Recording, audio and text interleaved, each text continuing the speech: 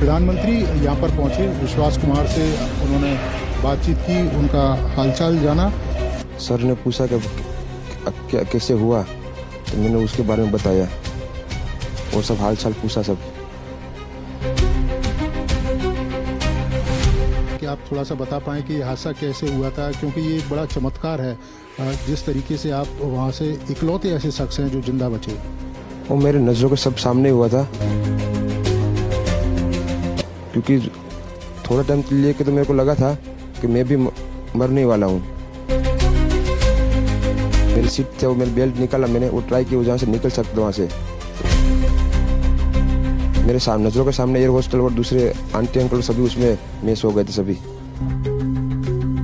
Take off के बाद 1 minute के अंदर ही जब टेक ऑफ हुआ ना, तो सडनली दोस्तों कल जब से अहमदाबाद में विमान हादसा हुआ उसके बाद कल शाम से ही इस शख्स के फोटो और वीडियोस काफी वायरल हो रहे हैं और आपने देखे भी होंगे, क्योंकि ये वो शख्स हैं जो एकमात्र इकलौता चश्मदीद गवाह है इस पूरे विमान हादसे का, जो अभी जिंदा भी है। राइट। और आज हमारे देश के प्रधानमंत्री नरेंद्र मोदी घटना स्थल पर पहुंचे गुजरात अहमदाबाद, यहाँ हालातों का जायजा लिया, पीड़ितों के परिवारों से मिले और इस दौरान हॉस्पिटल में वो इस शख्स से भी मिले जो एकमात्र शख्स इस विमान हादसे में जिंदा बच गया। आखिर ये शख्स कैसे बचा, क्या कहना है इनका इसके बारे में, आइए देखते हैं दोस्तों इस खबर को थोड़ा विस्तार से। दोस्तों इस शख्स का नाम है रमेश विश्वास कुमार, जिनकी ये पहली तस्वीर जब सामने आई थी कल हादसे के बाद तो हर कोई हैरान हो गया, क्योंकि ये तो सही सलामत एकदम से हट्टे कट्टे दिख रहे हैं और चलते हुए नजर आ रहे हैं। राइट। आखिर ऐसा कैसे हो सकता है, जरा सोचिए। जिस हादसे में विमान में सवार बाकी सभी लोग मारे गए, लगभग 250 के करीब लोग थे और डॉक्टरों समेत तो टोटल इस विमान हादसे में 265 शव अभी तक अस्पताल पहुंचा दिए गए हैं, जिनमें से 241 लोग विमान में सवार थे और उन 241 में से 240 ऑलमोस्ट सब के सब मारे गए। बचा तो सिर्फ एक शख्स, रमेश बाबू। ये वाकई में किसी ईश्वरीय चमत्कार से कम नहीं है। वो कहते हैं ना, जाको राखे साइया मार सके ना कोई। ये कहावत रमेश विश्वास कुमार की इस घटना पर बिल्कुल फिट बैठती है, क्योंकि आखिरकार जहां ये हादसा हुआ चारों तरफ लाशें मरे हुए लोग, उन लाशों के अंबार के बीच जब एक शख्स जिंदा निकल जाए तो इसे सिर्फ भाग्य नहीं बल्कि बहुत बड़ा सौभाग्य माना जा सकता है। राइट। ये ईश्वरीय चमत्कार है। और ऐसे में आज आखिर पीएम मोदी से मिलने के बाद ये शख्स अभी अच्छे से बोल पा रहा। इस शख्स का क्या कहना कि कैसे बचे थे ये रमेश विश्वास कुमार। तो देखिए आज एक्चुअली हुआ क्या, घटना स्थल पर तलाशी अभियान तो अभी भी जारी है। कुछ और अंग मिले। आज सुबह से ही सर्च ऑपरेशन के दौरान कुछ लोगों के अंग पाए गए, जिन्हें सिविल अस्पताल के पोस्टमार्टम रूम में लाया गया है। आपको पता होगा गुजरात अहमदाबाद में जो ये प्लेन क्रैश हुआ, जिस विमान में कुल 241 यात्री सवार थे, जिनमें से 169 भारतीय थे और बाकी 53 ब्रिटिश, 7 पुर्तगाली और एक कनाडाई नागरिक समेत कुल 230 तो यात्री थे और बाकी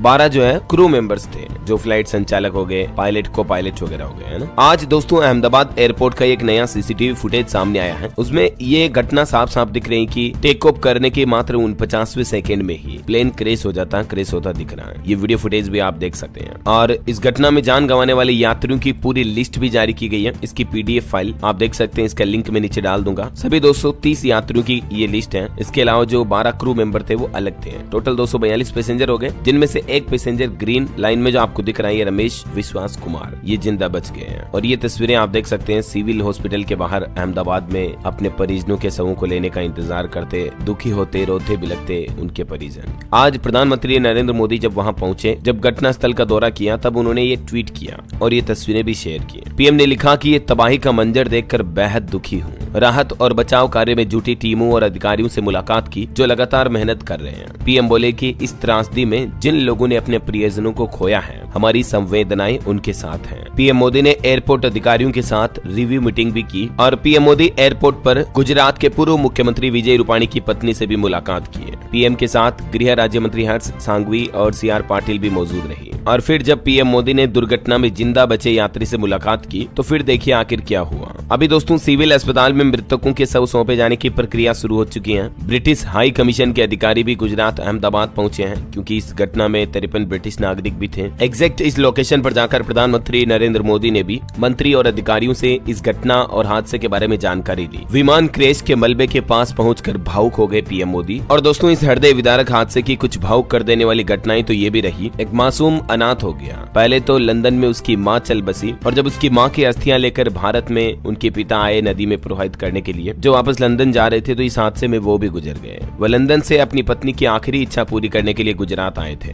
अर्जुन भाई जिनका नाम था, वो भी इस अहमदाबाद विमान हादसे का शिकार हो गए, जबकि अभी 7 दिन पहले ही तो उनकी पत्नी का लंदन में निधन हुआ था। उनकी पत्नी की आखिरी इच्छा थी कि उनकी अस्थियां उनके पैतृक गाँव में विसर्जित की जाए और अभी लंदन में पिता का इंतजार कर रही 2 मासूम बेटियां। अर्जुन भाई के रिश्तेदारों के मुताबिक उनकी 8 और 4 साल की 2 बेटियां जो लंदन में है। बेटियों ने 7 दिन के अंदर अंदर अपने माँ और पिता दोनों को खो दिया। दोस्तों, आंखों में आंसू ला देने वाली ऐसी ढेर सारी कहानियां इस विमान हादसे से बाहर निकल कर आई है। ये राजस्थान का एक मामला है। एक डॉक्टर दंपति ने 2 दिन पहले ही तो अपनी जॉब से इस्तीफा दिया था। डॉक्टर कोमी व्यास और उनके 3 बच्चे हैं। ये अपनी पति के साथ लंदन में सेटल होने का प्लान कर रही है। यहाँ से नौकरी वगैरह छोड़कर पूरा परिवार हंसी खुशी के साथ लंदन जा रहे थे, लेकिन कितने मासूम बच्चे, तीनों प्यारे प्यारे, और दोनों माता पिता भी कितने अच्छे हैं। इस हादसे में पूरी फैमिली खत्म हो गई। एक राजस्थान के जोधपुर की खुशबू की दास्तान देखिए। 4 महीने पहले इनकी शादी हुई थी और पहली बार ये लंदन में अपने डॉक्टर पति से मिलने जा रही थी। जरा सोचिए एक महिला कितनी खुश होगी उस वक्त जब वो इतनी दूर अपने पति से शादी के बाद पहली बार मिलने जा रही है। लेकिन उनका ये पहला सफर अंतिम सफर बन गया। परिवार ने लंदन जाने को विदा किया था, लेकिन दुनिया को ही अलविदा कह गई खुशबू।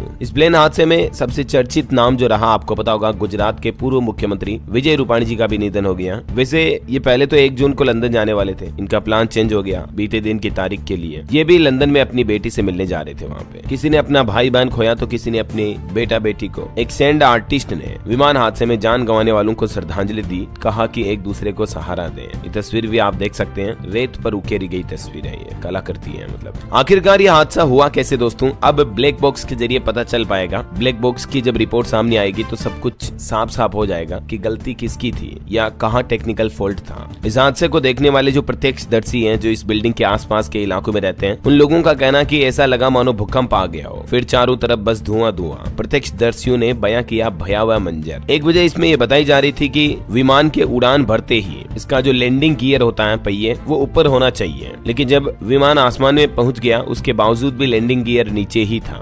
आखिर ऐसा क्यों? एक बड़ी लापरवाही की ओर भी इशारा कर रहे हैं विशेषज्ञ। इस विमान हादसे के पीछे क्या क्या बड़ी वजह बताई जा रही, मैं आपको बताऊंगा। DLS न्यूज के समाचार बुलेटिन के अगले एपिसोड में। इस पूरे हादसे में सबसे लकी साबित होने वाले रमेश विश्वास कुमार को हम जल्द स्वस्थ होने की शुभकामना, मंगल कामना देते हैं, क्योंकि ये एकमात्र वो शख्स है दोस्तों जो इस विमान हादसे में जिंदा बचा है। और ये फ्लाइट नंबर AI-171 बोइंग विमान की कौन सी सीट पर बैठे थे पता है? प्लेन की 11A सीट पर बैठे थे। ये रमेश बाबू का पूरा टिकट भी आप देख सकते हैं, रमेश विश्वास कुमार। कल बीते दिन देर रात तो गृह मंत्री अमित शाह ने भी रमेश से मुलाकात की थी। ये तस्वीरें आप देख सकते हैं ना। हर कोई इस बात को लेकर हैरान है कि आखिर रमेश कैसे बच गया। आपका क्या कहना है इस पर कमेंट करके बताइएगा आपकी राय विचार। और बाकी पल पल की live breaking news update, headlines news, सुर्खियां देखते रहने के लिए जुड़े रहेगा आप मेरे साथ। DLS न्यूज चैनल को सब्सक्राइब करके बेल आइकन दबा देना। दोस्तों, इस हादसे में जान गंवाने वाले सभी परिवारों को ईश्वर